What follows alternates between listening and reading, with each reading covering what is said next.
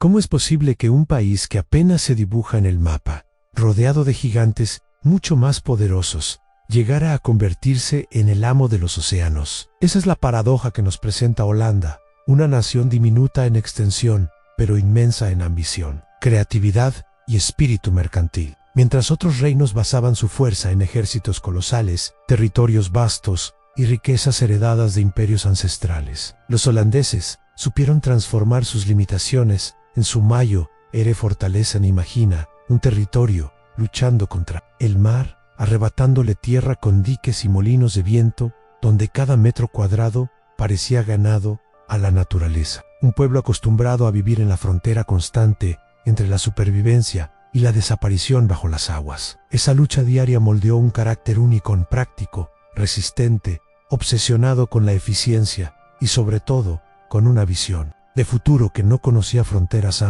Fue precisamente esa geografía hostil la que sembró en los holandeses la idea de que si no podían expandirse en tierra, debían hacerlo en el mar. Y así, con sus puertos como corazón y sus barcos como alas, Holanda se lanzó a los océanos, no con la fuerza de la cantidad, sino con la precisión de la calidad. Sus astilleros construían naves más rápidas y ligeras que las de sus rivales, capaces de transportar más carga con menos tripulación. Una innovación que marcaría la diferencia en el comercio mundial, pero lo que realmente sorprendía las demás potencias no era solo la destreza técnica, sino la audacia de un pueblo que recién liberado del dominio de la poderosa España, se atrevía a competir con imperios mucho más grandes. Inglaterra, Francia y Portugal miraban con desconcierto cómo esas provincias unidas, que apenas habían nacido como república, se convertían en pocos años en el epicentro de la economía global.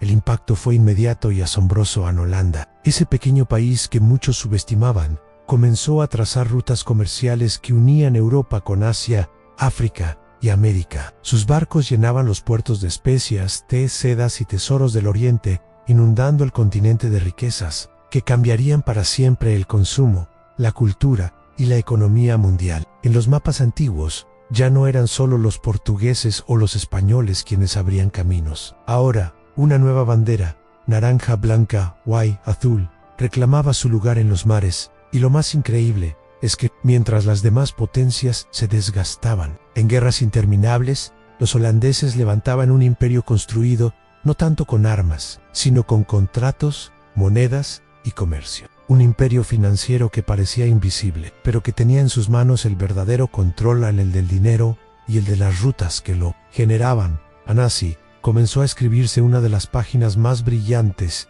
y sorprendentes de la historia mundial, la de un país pequeño que, contra toda lógica, se convirtió en el dueño de los mares. Antes de continuar con esta increíble historia, te invito a apoyar este viaje por el pasado. Dale un me gusta si te apasiona descubrir cómo un país tan pequeño cambió el mundo, y cuéntame en los comentarios, ¿alguna vez imaginaste que Holanda llegaría a ser dueña de los mares? Tu opinión hace crecer esta comunidad. Why no? Olvides suscribirte para que juntos sigamos explorando las grandes historias de los países que marcaron la historia de la humanidad. Durante siglos, la península donde nacería Holanda fue escenario de luchas, ocupaciones y tensiones constantes. No existía aún la idea de una nación unida, sino un mosaico de provincias y ciudades que, aunque pequeñas, eran vibrantes y ambas eran tierras bajas, muchas veces inundadas por el Mar del Norte, donde la batalla diaria contra el agua forjó un carácter resistente e ingenioso. Allí, los campesinos, artesanos y mercaderes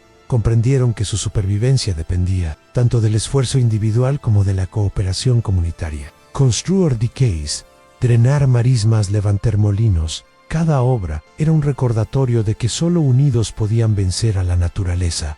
Pero el enemigo no era solo el mar. En el siglo XVI, el poder del Imperio Español, bajo Felipe II, se extendía sobre estas tierras. Las provincias estaban bajo su dominio, y aunque España era entonces la mayor potencia del mundo, su control férreo encendió el fuego de la resistencia. Altos impuestos, imposición religiosa y la falta de autonomía provocaron que los holandeses se rebelaran. Aquella revuelta, conocida como la Guerra de los 80 años, fue larga, sangrienta y agotadora, pero también decisiva. De aquel conflicto nació un nuevo espíritu en él, de una república que luchaba no solo por liberarse de un rey extranjero, sino por definir su propia identidad.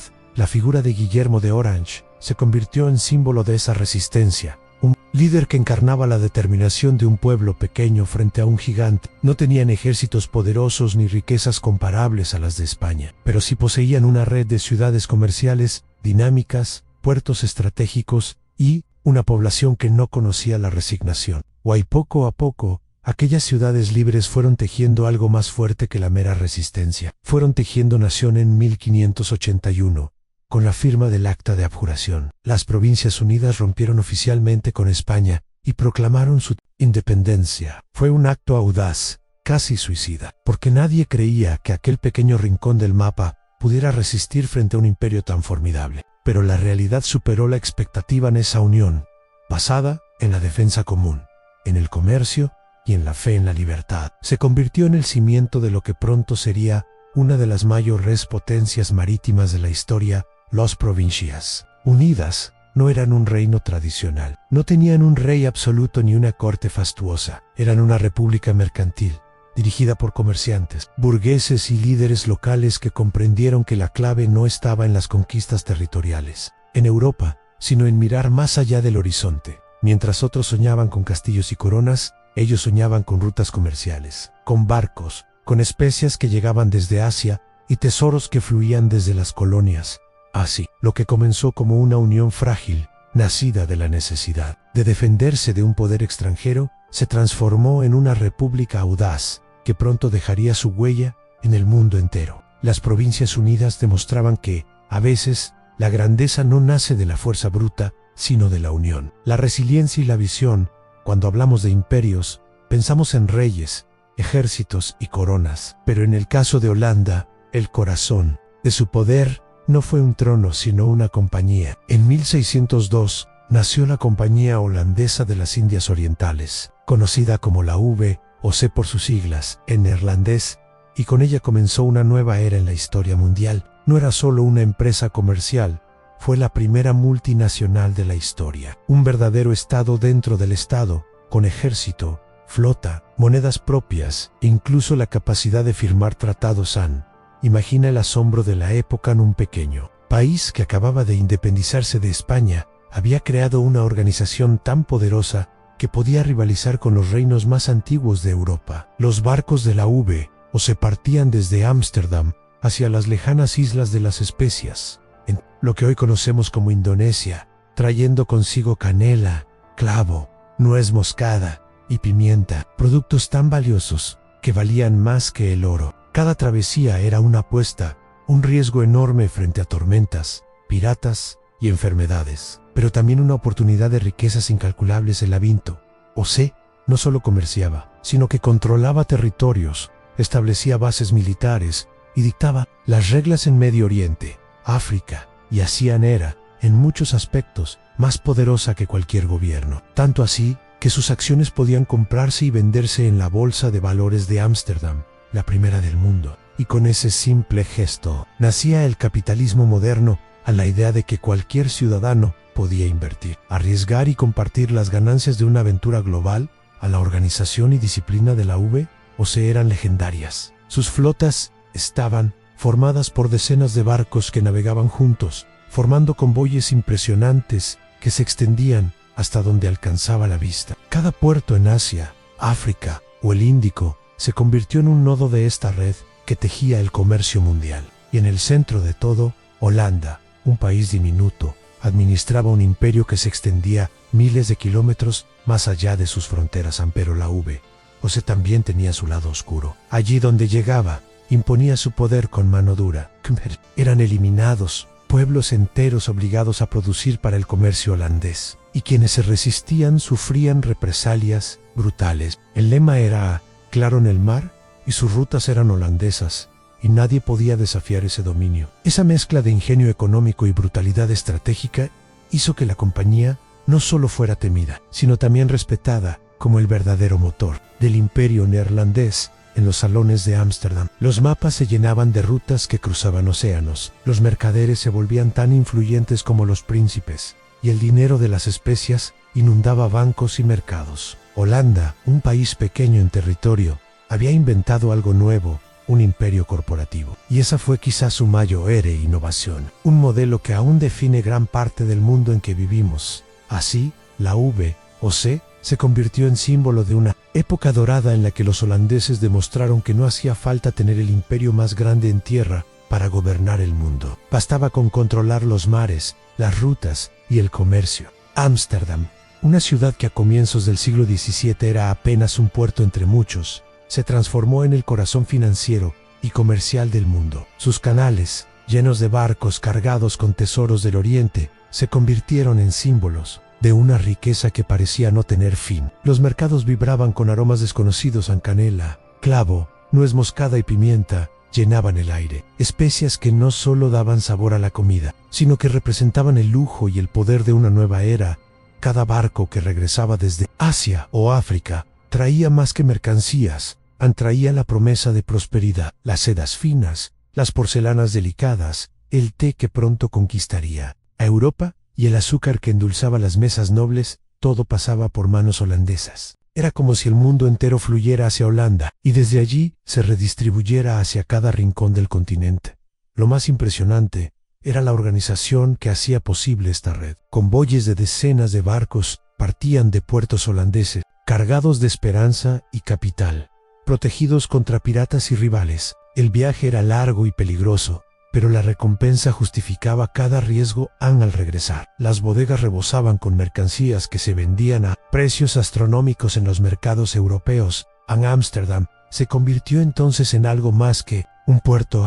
Fue la cuna del capitalismo moderno. Allí nació la Bolsa de Valores, donde ciudadanos comunes podían invertir en acciones de la VOC y recibir ganancias de expediciones que cruzaban los océanos. Era una idea revolucionaria. El riesgo se compartía y la posibilidad de enriquecerse se extendía más allá de la nobleza o la realeza. El dinero, más que la sangre, se convirtió en el motor del imperio. Mientras tanto, los bancos holandeses diseñaban sistemas de crédito y préstamos que financiaban tanto guerras como expediciones. Así, el pequeño país no solo dominaba el comercio de especias, sedas y riquezas exóticas, sino también el flujo del dinero que sostenía a otras naciones. Inglaterra, Francia y España podían tener ejércitos más grandes, pero era Holanda la que controlaba la economía invisible que movía el tablero mundial. Ese comercio global transformó la vida cotidiana. En las mesas europeas aparecieron sabores y productos antes impensables. La moda cambió con sedas y telas exóticas. La medicina se enriqueció con hierbas traídas de Oriente. La vida misma se volvió más global gracias a que un pequeño país había tejido la red comercial más vasta y eficiente de su tiempo.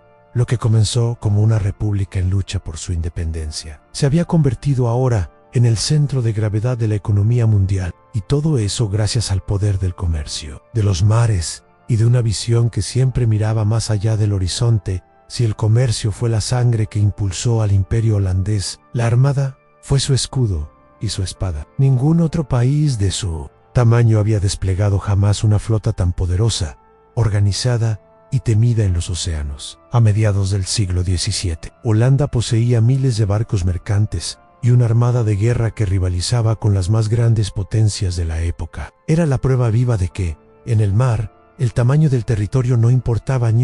Lo que contaba era el ingenio naval y la determinación de defender sus rutas. Los astilleros holandeses eran verdaderas fábricas de poder marítimo. Sus barcos, construidos con técnicas innovadoras, podían transportarse más rápido, con menos tripulación y mayor capacidad de carga. Esta ventaja técnica hizo que los holandeses dominaran los mares comerciales y, cuando era necesario, transformaran esos barcos en armas flotantes listas para la batalla. Cada puerto conquistado, cada ruta asegurada, se defendía con fuego de cañón y disciplina férrea. Las guerras contra España, Inglaterra y Portugal fueron inevitables. El mar era un tablero en disputa, y Holanda, aunque pequeña, no retrocedía. En enfrentamientos legendarios, como las guerras anglo-holandesas, sus almirantes demostraron que el coraje y la estrategia podían derrotar incluso a flotas más numerosas. La humillación de Inglaterra en 1667, cuando los holandeses navegaron por el río Medway y quemaron parte de su flota, quedó grabada como una de las mayores hazañas navales de todos los tiempos. Pero más allá de las victorias militares, La armada holandesa representaba algo aún más profundo. Era la garantía de la libertad comercial. Cada barco mercante que atravesaba los océanos sabía que detrás de él estaba la fuerza de una república dispuesta a defender su lugar en el mundo. Y esa convicción convirtió a Holanda en el epicentro del comercio global durante su apogeo en los puertos de Ámsterdam, Rotterdam y Middelburg. Se llenaban de marineros que regresaban con historias de tierras lejanas, mientras los cañones de los navíos holandeses aseguraban que ninguna potencia rival pudiera cortar sus rutas. La Armada no era solo una herramienta de defensa, era también un mensaje: a los mares nos pertenecen. Y durante varias décadas, ese mensaje fue cierto. Holanda no solo comerciaba, gobernaba las olas, imponía respeto y temor, y aseguraba que su bandera ondeara en cada rincón del planeta, mientras las flotas navegaban y las riquezas inundaban los puertos de Holanda. Algo aún más poderoso florecía en sus ciudades: la cultura, la ciencia y el arte. El siglo XVII no fue solo el tiempo de los mercaderes y almirantes, fue también la época en la que los pinceles, los libros y las ideas convirtieron a un país pequeño en un faro para el mundo.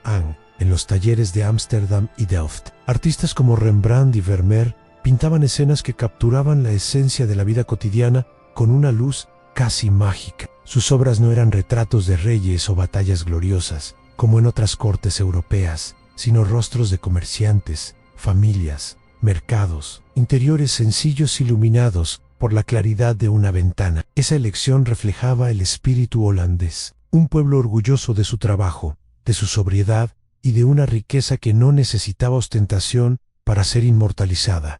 El arte holandés del siglo de oro era también un espejo del comercio. Naturalezas muertas con especias, porcelanas orientales y mapas de ultramar recordaban que la prosperidad se sostenía en los océanos. Cada cuadro era, al mismo tiempo, una obra maestra y un registro de un imperio construido sobre el intercambio global. Pero no solo el arte brillaba. La ciencia holandesa dio pasos gigantescos. Antony van Leeuwenhoek perfeccionaba el microscopio y revelaba mundos invisibles, mientras Christian Huygens estudiaba la luz, los relojes y los planetas. En filosofía, Spinoza desafiaba los límites de la religión y el pensamiento, proponiendo una visión del universo que aún hoy inspira debates. En cartografía, los mapas holandeses eran los más precisos del mundo, imprescindibles para navegantes de todas las naciones. Ese auge cultural y científico estaba ligado al carácter mercantil y tolerante de la República. Holanda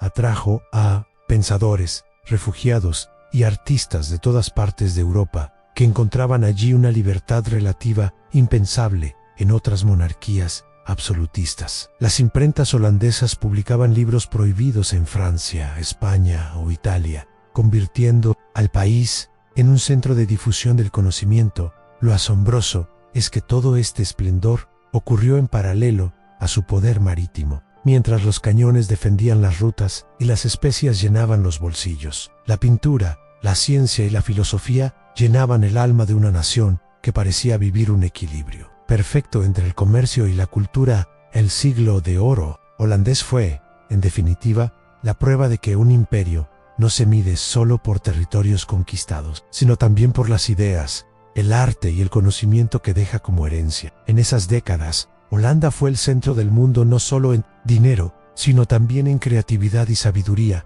La grandeza de Holanda, cimentada en el comercio y la supremacía naval, no podía pasar desapercibida. El dominio de las rutas marítimas y la riqueza que fluía hacia Ámsterdam despertaron la envidia y la ira de otras potencias emergentes, especialmente Inglaterra. Si los mares eran el tablero del poder mundial, las dos naciones estaban destinadas a enfrentarse, y así lo hicieron, en una serie de conflictos que marcaron la historia del siglo XVII, las guerras anglo-holandesas.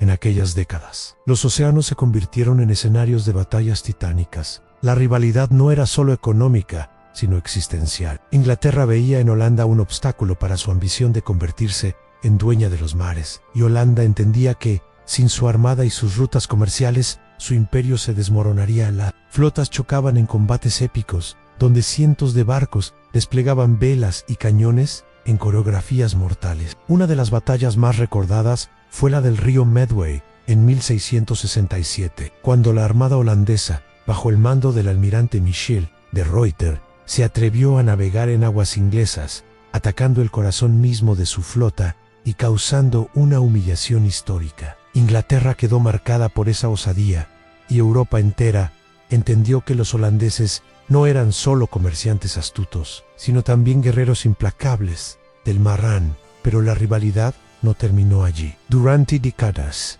las guerras navales se sucedieron con ferocidad. A veces triunfaba Holanda, otras Inglaterra. Pero lo cierto es que estos conflictos drenaban recursos y debilitaban lentamente a ambos imperios. Inglaterra, sin embargo, poseía una ventaja silenciosa: un territorio más grande, más recursos naturales y una población más numerosa. Poco a poco, la balanza comenzó a inclinarse para los holandeses.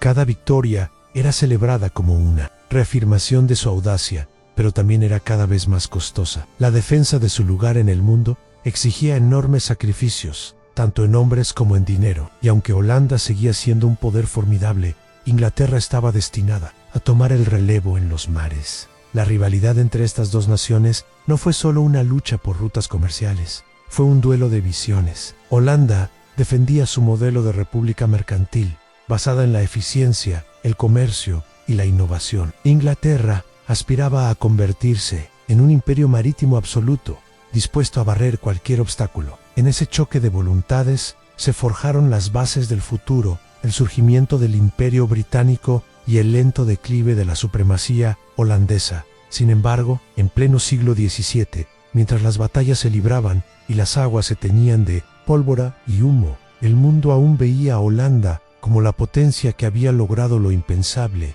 al desafiar a los gigantes y dominar los mares. El mismo país que había sorprendido al mundo con su ingenio y su dominio de los mares, comenzó a mostrar grietas en su grandeza. Holanda, que en el siglo XVII parecía invencible, entró lentamente en un proceso de declive. Y no fue un colapso repentino, sino un desgaste constante, como una llama que se va consumiendo poco a poco, hasta quedar reducida a brasas en las guerras interminables con Inglaterra y Francia. Drenaron recursos, hombres y energías. Cada victoria costaba demasiado y cada derrota era más difícil de reparar. La República, que había nacido como un modelo de eficiencia y unión, empezó a enfrentar tensiones internas. Las provincias discutían entre sí y los intereses de los comerciantes a veces chocaban con los de los líderes políticos. El ideal de unidad que los había impulsado en sus primeros años se fue debilitando al mismo tiempo. El sistema económico que los había hecho tan fuertes comenzó a perder fuerza. La bolsa de Ámsterdam y los bancos seguían siendo influyentes, pero ya no eran los únicos. Londres emergía como un nuevo centro financiero, arrebatándole protagonismo a los holandeses. Inglaterra y Francia expandían sus imperios coloniales con más recursos y poblaciones más numerosas, dejando a Holanda en una posición cada vez más frágil. El comercio de especias, que había sido el corazón de la riqueza neerlandesa, perdió su carácter exclusivo. Otros países empezaron a competir directamente en Asia y África, arrebatando monopolios que parecían eternos. Y dentro de Europa, las guerras constantes contra potencias más grandes hicieron que la República gastara más en defenderse que en expanders. La gloria del siglo de oro se desvanecía. Los artistas ya no tenían el mismo mecenazgo. Las ciencias no brillaban con la misma fuerza y el poder naval holandés empezaba a retroceder frente a flotas más grandes y mejor financiada. Inglaterra, en particular, estaba destinada a tomar el liderazgo de los mares, un papel que Holanda ya no podía sostener sola. El pequeño país que había desafiado a gigantes seguía siendo respetado, pero ya no temido. Su influencia, aunque aún presente, se iba apagando frente a un mundo donde nuevas potencias emergían con más fuerza y ambición. Era el inicio del fin de un sueño que había nacido con diques y molinos, crecido con barcos y comercio, y brillado con arte y conocimiento. Poder holandés, como una estrella en el firmamento, había alcanzado un resplandor deslumbrante, pero también estaba condenado a desvanecerse con el paso del tiempo. Aunque el poder naval y comercial de Holanda se fue apagando con el paso del tiempo, su influencia dejó huellas tan profundas que todavía hoy moldean el mundo en que vivimos. Porque un imperio puede caer, pero su legado puede convertirse en la base de nuevas civilizaciones. Y eso fue exactamente lo que ocurrió con la República de las Provincias Unidas en primer lugar. Su legado financiero fue revolucionario. La Bolsa de Ámsterdam, fundada en 1602, fue la primera bolsa de valores del mundo, y allí nació la idea de invertir en acciones. compartir riesgos y multiplicar beneficios. Este modelo se extendió por toda Europa y más tarde por el planeta entero, convirtiéndose en el corazón del capitalismo moderno. Los bancos holandeses también sentaron las bases del crédito internacional, permitiendo que reinos enteros pudieran financiar guerras y proyectos gracias a la solidez de sus instituciones financieras. En otras palabras, el sistema económico que hoy domina el mundo tiene raíces en aquel pequeño país que un día dominó los mares. Pero no solo las finanzas fueron parte de su herencia. El pensamiento y la ciencia holandeses irradiaron una luz que aún resplandece. Los avances en cartografía, navegación y óptica transformaron la manera en que Europa veía y comprendía el mundo. Los mapas elaborados en Ámsterdam eran los más precisos de su época, esenciales para navegantes de todas las naciones. El microscopio perfeccionado por Leeuwenhoek abrió puertas hacia lo invisible, mientras los estudios de Huygens sobre la luz y los relojes marcaron hitos en la ciencia moderna. Cada descubrimiento era una pieza más en el engranaje de un conocimiento que no se detenía en las fronteras de un país. Y hay algo más: la libertad. Aunque imperfecta y limitada, la República Holandesa ofrecía un grado de tolerancia inusual en la Europa del siglo XVII. Perseguidos religiosos, pensadores censurados en otras naciones y artistas sin cabida en las cortes absolutistas encontraban en Holanda un espacio donde podían vivir, trabajar y expresarse. Fue allí donde se publicaron libros prohibidos en Francia, donde filósofos como Spinoza desarrollaron ideas que desafiarían el pensamiento tradicional, y donde la imprenta se convirtió en una herramienta de difusión masiva del conocimiento. Ese espíritu de apertura convirtió a Holanda no solo en un imperio económico, sino también en un crisol cultural y científico. Aun cuando sus barcos perdieron el dominio de los océanos, sus ideas, sus instituciones y su visión del mundo siguieron navegando por los siglos. Por eso, al mirar hacia atrás, descubrimos que el verdadero legado de Holanda no fue solo su comercio de especias o sus victorias navales, sino la manera en que ayudó a crear un mundo más conectado, más curioso y más libre. La historia de Holanda es, en esencia, la demostración de que el tamaño no determina la grandeza. Un país que parecía condenado por su geografía limitada y por el dominio de imperios colosales, logró levantarse como el corazón del comercio mundial, dueño de los mares y faro de cultura y ciencia. Fue un imperio singular construido, no sobre vastos territorios en tierra, sino sobre las olas del océano. Habrá contratos, barcos y una visión que iba mucho más allá de su frontera física. Hoy, siglos después de aquel siglo de oro, su huella aún respira. Más de 500 millones de personas viven en un mundo influenciado por las ideas nacidas en las Provincias Unidas, desde la bolsa de valores que marca nuestras economías, hasta la cartografía que abrió rutas a todos los navegantes, pasando por el arte y la filosofía que siguen inspirando a generaciones enteras. Las iglesias levantadas por misioneros aún permanecen en pie. Los mapas que trazaron sus cartógrafos todavía asombran por su precisión, y las obras de Rembrandt y Vermeer nos recuerdan el esplendor de una época donde un país diminuto se atrevió a soñar en grande. El imperio holandés se apagó, pero su legado no. Está presente en nuestras ciudades modernas, en el comercio global, en la ciencia, en la libertad de pensamiento y en la manera en que concebimos la economía. Porque aunque un imperio puede caer, una huella cultural, científica y espiritual puede ser eterna. Y ahora te pregunto, ¿te imaginabas que un país tan pequeño pudiera escribir una historia tan grande? Si llegaste hasta aquí, quiero invitarte a dejar tu marca en esta comunidad. Dale un me gusta a este video si disfrutaste este viaje por la historia. Escribe en los comentarios la frase "Los mares nos pertenecen", para demostrar que formas parte de esta travesía. Y sobre todo, suscríbete al canal para no perderte los próximos episodios de esta serie sobre los imperios que cambiaron el mundo. Porque lo mejor aún está por venir. Y la próxima historia podría sorprenderte incluso más.